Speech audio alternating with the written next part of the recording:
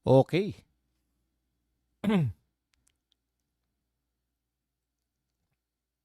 Okay mga kapatid, wala nang intro-intro, banat agad. Hindi na po natin kinakailangan intro-introhan. Ito po, pinapanood ko po rito. Sabi po rito sa balita na to, South Korean Coast Guard said it detected over 800 Chinese vessels illegally entering its EEZ but could only seize 142 as many switch off AIS to hide their true identity before deliberately evading law enforcement and exploiting Korean waters. Now, South Korea has adopted a zero tolerance policy as China's illegal fishing is threatening marine resources and the livelihoods of local fishermen. Alam niyo po, ito po ang pinakamagandang halimbawa ng mga aksyon na dapat ina-action po natin. Hindi po, ah, tignan nyo po, nakakita po ang South Korean Coast Guard. Coast Guard ba yun? Nakakita po sila ng 800 na mga mangingisda. 800 Chinese vessels. Hinuli po nila dahil naroon sa kanilang exclusive economic zone. Yan po dapat. Ganyan po dapat ang ginagawa natin. Hindi po yung preskon lang ng preskon. Wala pong silbi yan eh. Kung gusto mong ipagtanggol ang iyong West Philippine Sea, umaksyon ka. Biruin mo sa 800 na yun, nakahuli ang Korea, yung South Korean Coast Guard ay nakahuli po sila ng 142. Hindi po ba? Ngayon, pangatawanan po natin. Ang problema kasi sa atin, dinadaan lahat sa preskon. Dinadaan lahat sa mga pagpapaawa. Kawawa naman kami, nilulusob kami yung international waters namin. Panay tayo sumbong. Di po ba? Yan ang magandang halimbawa ng dapat ginagawa ng Pilipinas. Kung gusto talaga natin na ayaw nating makipagkaibigan, gusto nating makipagmatigasan tayo ng totohanan. Hindi yung matigasan natin kunwari, pero in fact, nagmamakaawa lang tayo sa mas mayayamang bansa. Magandang hapon sa inyong lahat. Start pa lang po tayo. Live po tayo ngayon. Okay po ba? Mag-1-1 lang po kayo dyan. No? Sabi na nga, wala nang intro-intro. Banata na agad. Nakakabwisit pa yung mga intro-intro. Baka ayaw nyo na mag-intro-intro tayo. Ito po, 800 po yung mga Chinese vessels. Tayo, may isa lang tayong makita. Talagang press conference na ito, inaapi kami. Hulihin nyo. Kung hindi natin kaya, manahimik. Pero kung dapat naman talaga ganyan lahat po ng bansa sa Southeast Asia. Tayo lang po yung reaction mag-press conference.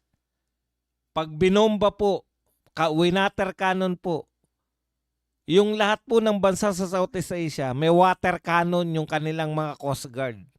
Pag winater cannon sila, water cannon din nila.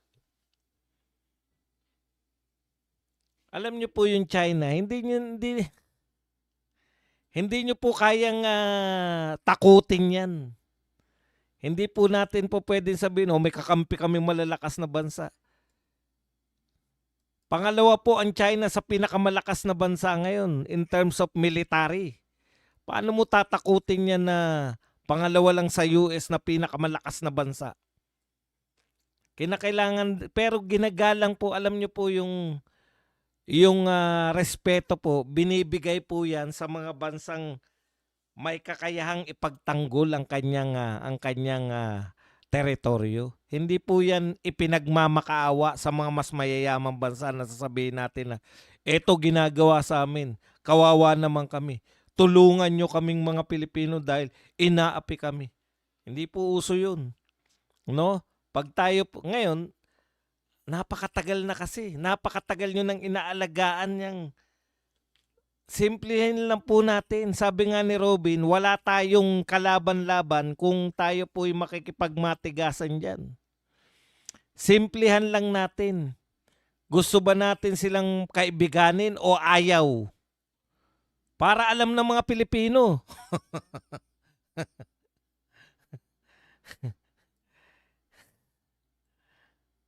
Okay. Punta na po tayo rito sa mga bali-balita, mali-malita. Ito po,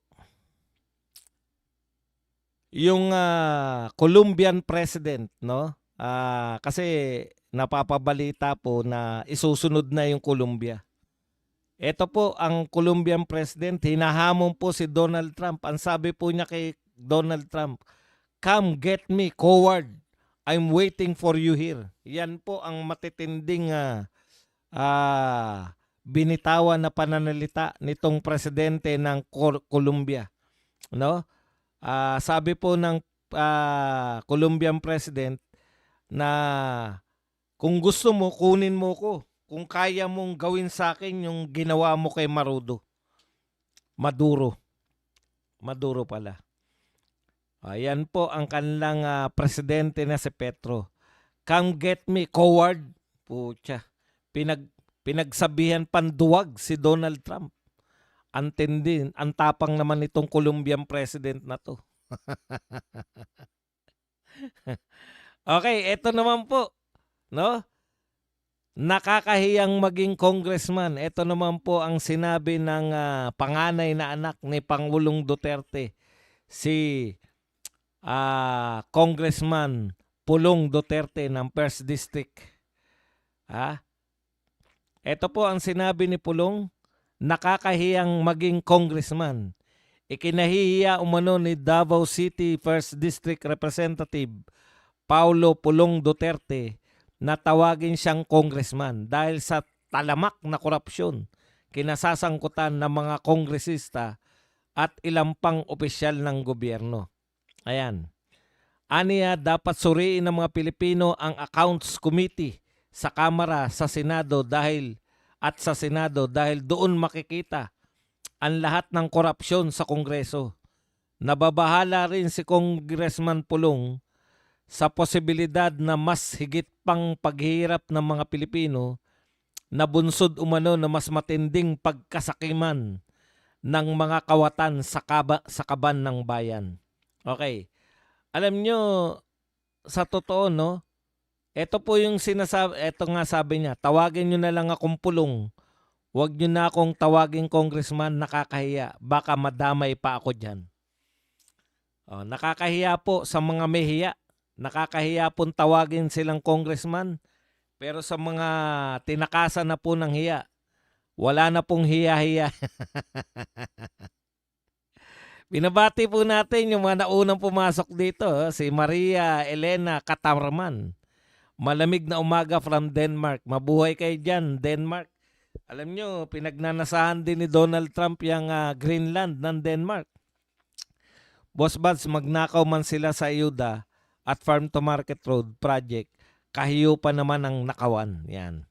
Sabi naman po yan ni Life Antidote. At si MTS in Taiwan, KND, Erica Abindanyo. Iyan. Yan po ang mga unang nakapasok.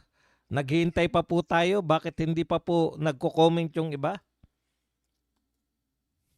Hindi ko rin alam. Okay, pag-usapan naman natin, ito po,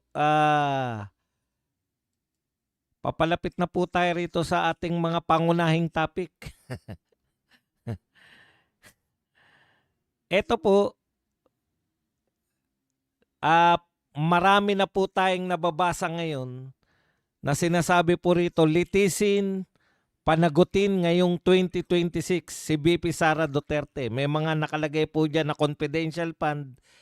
Kumbaga, ang dami po nilang parang may kampanya po ngayon na litisin si VP Sara. Ang tanong ko naman sa inyo, bakit naman lilitisin?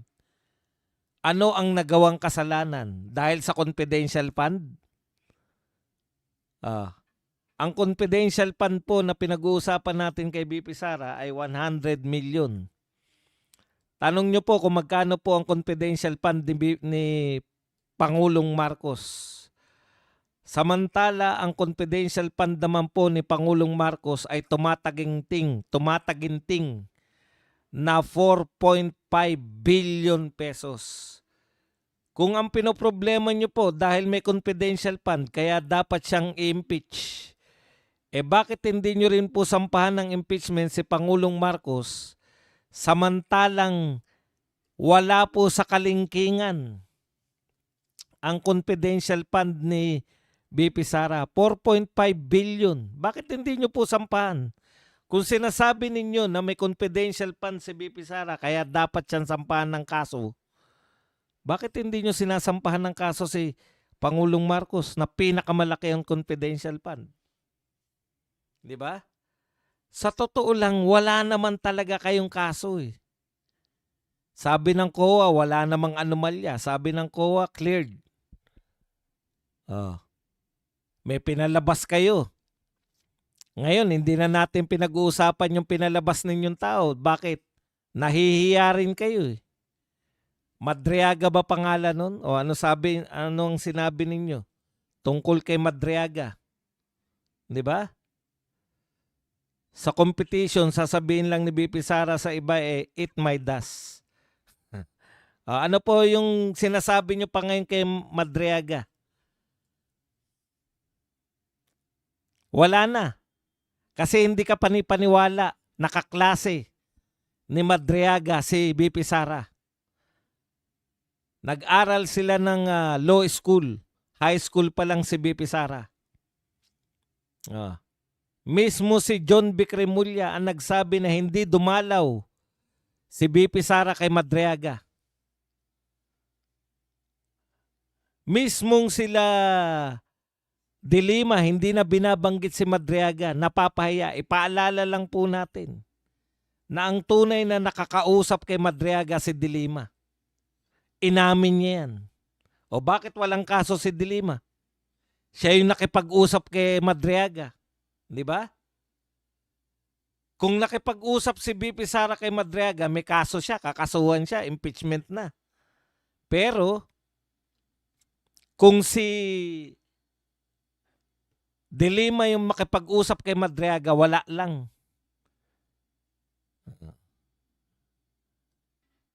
Yan daw yung ikakaso nila, yung mga sinabi ni Madriaga. Hindi nyo nga may pagmalaki si Madriaga eh. Sige, okay lang po yan. Kaso lang po ng kaso. Kahit na ano namang gawin ninyong pagkakaso kay BP Sara, hindi na po mauulit yung ginawa ninyo kasi sinabi na po ng Supreme Court na hindi na po pwedeng basta magpirmahan na lang. Tinitiyak muna dapat na alam ng congressman yung pinipirmahan niya. Malinaw dapat sa congressman na sigurado siya na sa palagay niya meron na gawang kasalanan si BP Sara.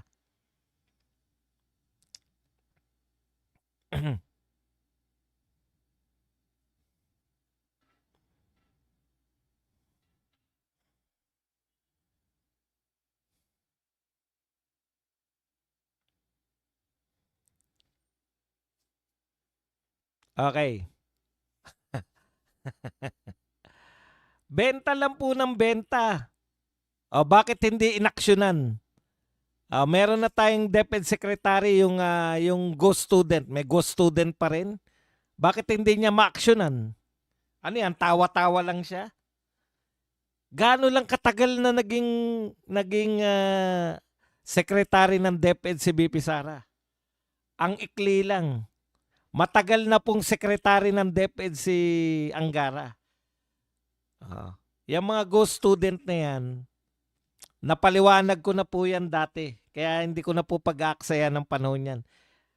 Kung totoo pong kay BP Sara ang problema yan, bakit hindi nila ikaso? Kasi alam nila na hindi po yan. Hindi po yan problema ni BP Sara. Ligtas lang lahat sa sarili. Naknampupan DepEd Secretary yan, walang ginawa. Involved pa sa mga kaso. Tapos isisisi nyo pa kay BP Sara yung mga natutuklasan nyo di umano. Utot nyong lahat. Magsama-sama po kayo. Okay, punta na po tayo rito sa... Ngayon, eto po, bakit po ang dami na pong nakalagay niya na papanagutin, litisin, malapit na makulong, no? Kung ang dahilan po ninyo ay confidential fund, bakit walang kaso si BBM kung masama ang magkaroon ng confidential fund? O kasi hindi po masama. Ang masama po kung yung confidential fund ay binulsa mo. Hindi naman binulsa eh. Sino may sabing hindi binulsa? COA. Marunong pa kayo sa COA. Okay. Eto na po. Bakit ngayon pilit nilang sinasampahan? Bakit pabalik-balik ang impeachment na yan? Ang simple lang naman po ang tsorya natin diyan. Wala na pong ano yan, wala na pong dapat pag-usapan kasi kahit walang kasalanan si BP Sara, pilit nilang sasampahan ng impeachment kasi number 1 sa survey si BP Sara. Napakataas sa survey ni BP Sara. Hindi sila mananalo kay BP Sara kahit magsama-sama pa sila kung tatakbo si BP Sara. The only way na may pag-asa sila, the only way na pwede nilang talunin, hindi pala nila matatalo, no? The only way para sila manalo, yun pala, ay kinakailangan nilang mabura bilang kalaban si BP Sara. Dahil once na si BP Sara ay maisama sa balota, goodbye Philippines na sila lahat. Okay. Napakataas sa survey ni BP Sara. Ano pa po ang dahilan kung bakit pinagpipilitan nila? No? May kasalanan ba si BP Sara? Walang kasalanan.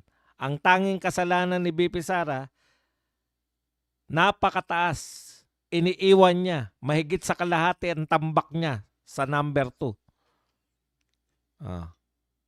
Bakit sasampahan pa rin kahit walang kasalanan?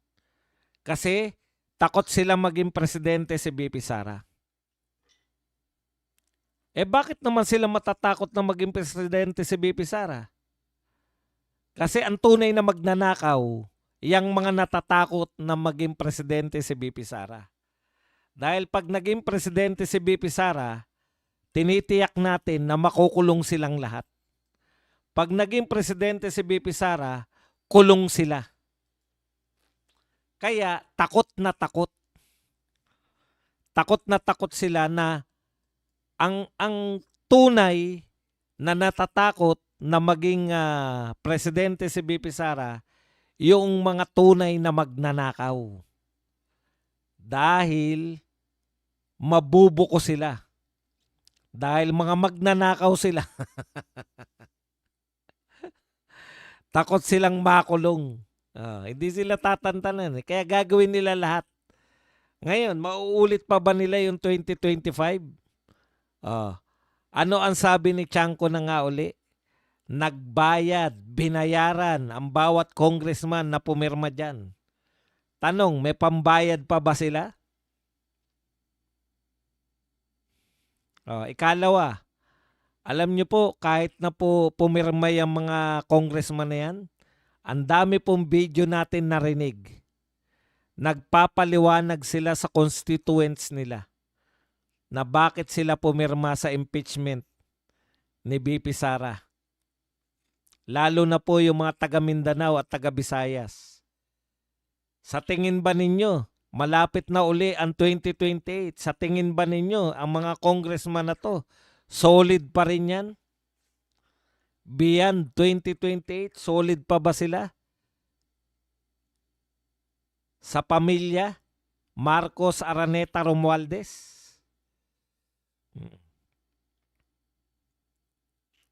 Same congressman din yan. Same pamilya din ng congressman. Yung mga dating supporter ni Tatay Digong, sila pa din yan. Nagbaliktaran na ngayon lahat.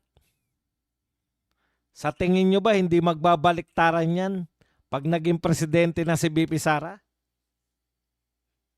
Kaya iba na po ang sitwasyon ngayon. Hindi na sila makakakuha basta-basta ng mga pipirma laban kay BP Sara. Okay.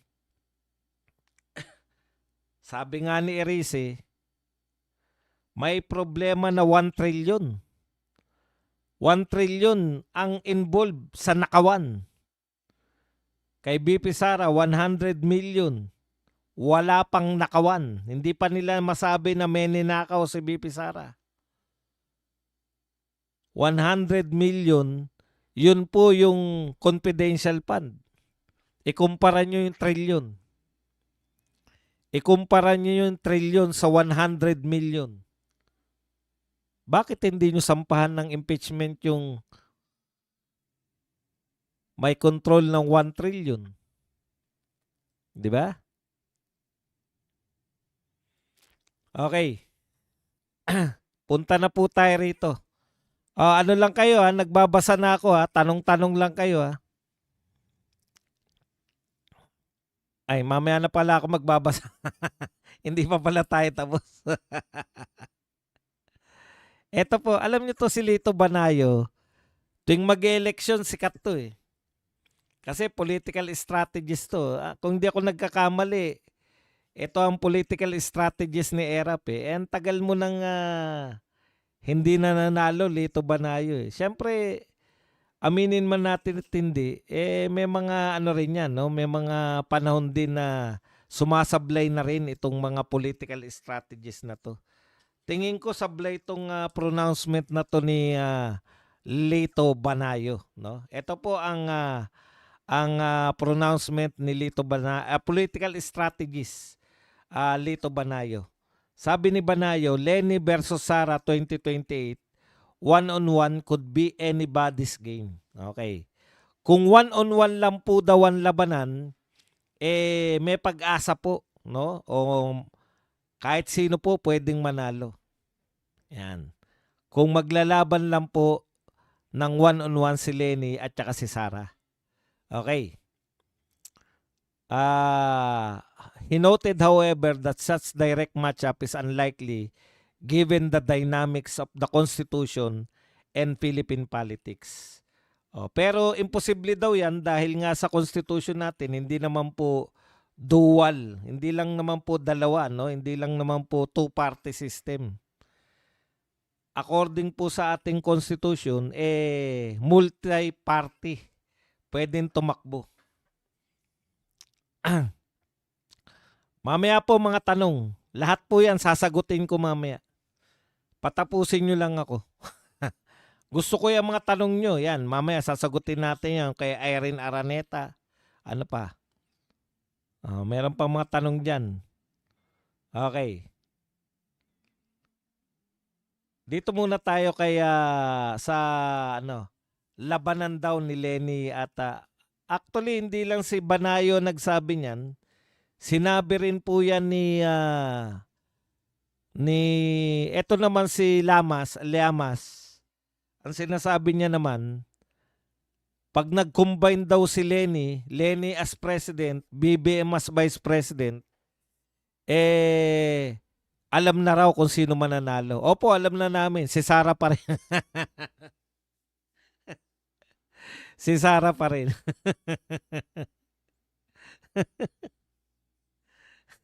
In fact, kahit magsama-sama po sila lahat, kasi ganito ang problema no?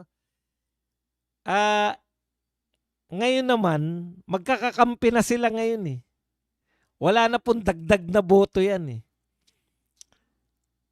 Ang political scenario po natin, Duterte versus the rest, di ba? Kaya lang, napakalaki po ng lamang ni BP Sara eh. Hindi po yan yung may contribution pa sila. Wala na po yan eh. Saan kukuha ng boto si Leni? Yung buboto kay Leni, buboto sa mga iba pa, sila na rin yun eh. Ang masyadong pong politicize na tayo, no? masyado na pong halos lahat na ngayon as early as 2026, ngayon, January 2026, masasabi ko po na wala na po ngayon na yung undecided. Wala na pong undecided ngayon. It's either ikaw ay pro Duterte o anti Duterte ka. Yung anti-Duterte, sama-sama na sila dyan. Kakapiranggut lang po yan. Ang pinakamalaking bilang ng mamamayang Pilipino ay pro-Duterte. Kaya kahit na ano pong mangyari, no? Kahit na ano pong sabihin nila, magsama-sama man sila, same na rin yun eh. Ibig nyo sabihin, pag nagsama si Lenny, ang political strategy nyo dapat ngayon, paano bibiyakin yung solid na pro-Duterte. Wala po kasing lalaban na pro-Duterte kay Sara Duterte. Parang ganito. Eto buo, pro-Duterte to. Tapos maraming maliliit na grupo na anti-Duterte. So may BBM, pro-BBM, may mga Dilawan, may mga Makabayan Black. Yung Dilawan, pwede mo pang hatiin ng kung ano na yan. May pink, may dilaw na dilaw.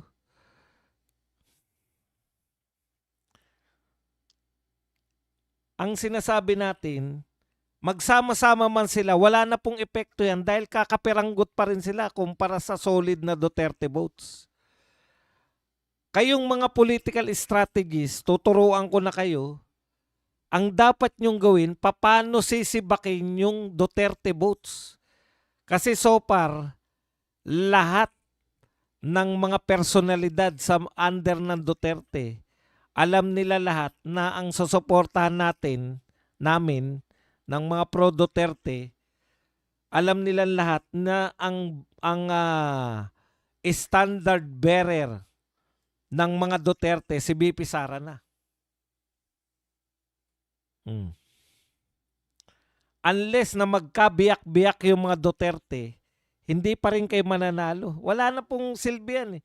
Magsama man yung mga pro-BBM, magsama man yung mga Dilawan at pro-BBM, isama pa nila yung Makabayan Black. Marami lang po sa pangalan yan. Pero kukunti na lang po yan. Okay. Ngayon, ang kawawa po rito, yung matagal na nag-ambisyon. Si Risa Hontiveros, Our Lady of Insertion. Bakit po nakakaawa? Nung araw, pag maaga kang nagdeklara, maaga kang babanatan, maaga kang mawawala sa limelight, di ba? Nangyari po yan kay Jojo Binay. Vice President pa lang po yan, nagpo-project na siya na tatakbong presidente. Ang dami kong instance na nakasama yan bilang mga guest speaker at kung ano pa man, panauhing pandangal sa mga pagtitipon. Ang pakilala na po kay Jejo Marbinay, the next President of the Republic of the Philippines. Yun na po talaga, nakaganon po, no? Dahil maaga po siyang nagdeklara, maaga rin po siyang binanatan, bago mag-eleksyon, wala na po siya, hindi na po siya contender. Unti-unti, nadurog na siya. Isa pa pong maaga nagdeklara, si Manny Villar.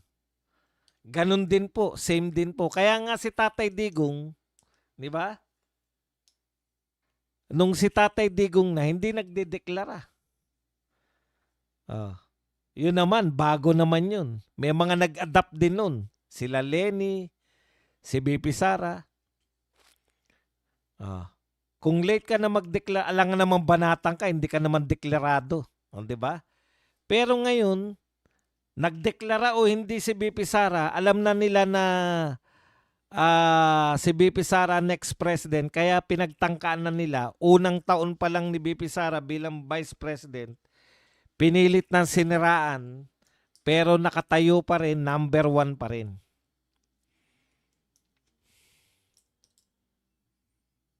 BP Sara pa rin ang number one. Wala na silang magagawa eh. Di ba? Yan na yun. Yan na yung lumabas sa tawas. Ika nga yan. Yan na yung lumabas sa tawas. O ano po mangyayari ngayon? Etong sinasabi ni Lito Banayo, una, nakakaawa po yun pala yung punto ko. Bakit ko kunwento yan? Naawa po ko sa Our Lady of Insertion. Bakit po? Kasi maaga na nga siyang nagdeklara para lagi siyang mapasama, maging contender siya. Ay meron pa palang maaga nagdeklara, 'di ba yung Soto Lacson? Naalala niyo yan? Lacson Soto pala. Yung Lacson Soto maaga din nagdeklara yan eh. Wala rin. Si Rizon Tiveros maaga nagdeklara pero walang pumapansin. Walang naninira, nakakaawa po, no? Ang aga mo nagdeklara, walang pumansin sa iyo. Ni walang nanira sa kanya. Yung paninira sa kanya dahil normal lang eh. Hindi pa rin talaga siya contender. So applicable lang po yung dapat hindi ka nagdedeklara ng maga kung mataas ka sa rating. Kasi yung bilyar tsaka yung binay, napakataas po sa rating.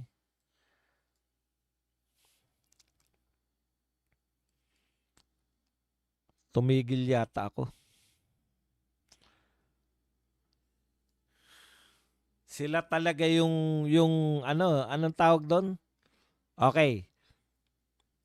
So, naawa ko kay Rizon Tiveros kasi siya yung may antindi ng pangarap niya maging presidente. Lahat yan pinapangarap niya maging presidente. Tapos, matutuklasan lang pala niya na si Leni pa rin ang pambato nila. Si Leni pa rin yung gusto nila. Ngayon, eto po ang tanong ko. Kung si Leni na ang pambaton ng, wala namang problema, yan naman talaga yung nakikita natin na pambaton nila eh. Wala na pong bago dyan. Ang tanong ko lang, paano nyo natiyak na yung mga loyalista, presidente pa si BBM, ang problema dito sa mga dilaw at mga kakamping, iniitsipwera na nila si BBM eh. Di ba? Ngayon, nakikipag-utuan pa sila kay BBM, pero itsipwera na parang wala nang hindi na nila kinikilala na magpapalahok si BBM. Paano kung nagpalahok nga yung mga Rimulya? Oh. Sa tingin nyo ba yung mga Rimulya papailalim lang sa inyo? Anyways, ano man ang mangyari, olats pa rin kayo. Yun lang yung pinupunto ko. No? Marami pong masisirang mga political strategies, marami pong masisira na political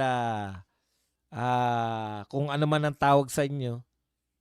Dito po sa panghuhula ninyo laban sa mga Duterte. Kasi kahit na ano pa pong pagpo-political strategy nyo, foolproof na po yan. Foolproof na po na wala pong makakatapat kay BP Sara Duterte. Kaya babalik tayo doon. Yan lang po yung kampanya nila. No? Mapipilitin na mapalayas o hindi makatakbo sa pamamagitan ng impeachment. Pero malabo na po yan sila sa impeachment. Bakit po? Halos buong Mindanao Duterte supporter. 96% ng Mindanao boboto sa Duterte. Nakakakaba po yan. Wala pa po sa kasaysayan ng Pilipinas na ganyang kasolid. Nakakakaba po yan sa mga senador dahil hindi na po sila iboboto sa Mindanao once na nakarating sa kanila. Halimbawa, napalusot ng mga congressman, nakarating sa kanila yung trial at bumoto sila laban kay BP Sara. Hindi na sila makakatikim ng boto sa Mindanao sa gagawin nila kay BP Sara. Okay?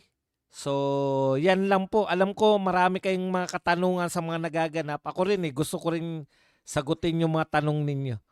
Lahat po ng katanungan ninyo, ngayon na po tayo magtanong